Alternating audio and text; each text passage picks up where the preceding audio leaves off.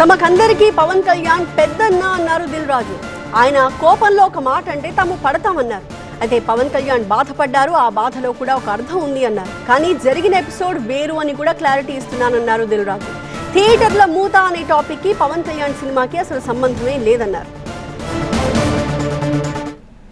కళ్యాణ్ గారికి ఏమైనా కోపం వస్తే పెద్దన్న అన్నాను కదా, పెద్దన్న తిడతాడు, పడతాము, ఏముంది. వాళ్ళ హర్ట్ అయ్యారు కళ్యాణ్ గారు, హర్ట్ అవుతూ మమ్మల్ని తిట్టే అధికారం వరకు ఉంది కదా, అట్లా ఆలోచిద్దాం.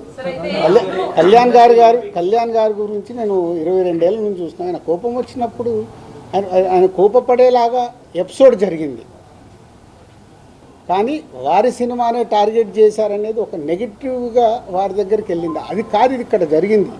June 1 థియేటర్లు బంద్ అని మీరందరూ హెడ్లైన్స్ ఇవ్వడమే మేజర్ ప్రాబ్లం.